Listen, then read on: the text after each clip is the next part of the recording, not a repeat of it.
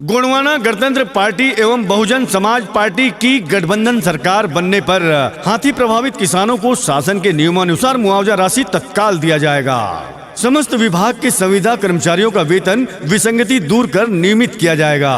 महिला स्व सहायता समूह को बिना ब्याज 5 लाख रुपए तक का लोन दिया जाएगा। आंगनबाड़ी कार्यकर्ता को 18,000 रुपए प्रति माह मानदेय दिया जाएगा। आंगनबाड़ी सहायिका को 12,000 रुपए प्रति माह मानदेय दिया जाएगा। मितानिन कार्यकर्ता को 5,000 रुपए प्रति माह मानदेय दिया जाएगा।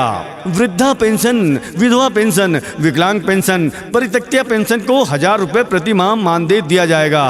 गोंडवाना गणतंत्र पार्टी जिंदाबाद जिंदाबाद जिंदाबाद। गोंडवाना गणतंत्र पार्टी जिंदाबाद जिंदाबाद जिंदाबाद। आरी छाप जिंदाबाद जिंदाबाद जिंदाबाद। आरी छाप जिंदाबाद जिंदाबाद जिंदाबाद। स्वर्गीय दादा हीरा सिंह मरकाम जी जिंदाबाद जिंदाबाद जिंदाबाद। स्वर्गीय दादा हीरा सिंह मरकाम जी जिंदाबाद जिंदाबाद जिंदाबाद। तुलेश्वर मरकाम भैया जिंदाबाद जिंदाबाद जिंदाबाद। तुलेश्वर मरकाम भैया जिंदाबाद जिंदाबाद जिंदाबाद।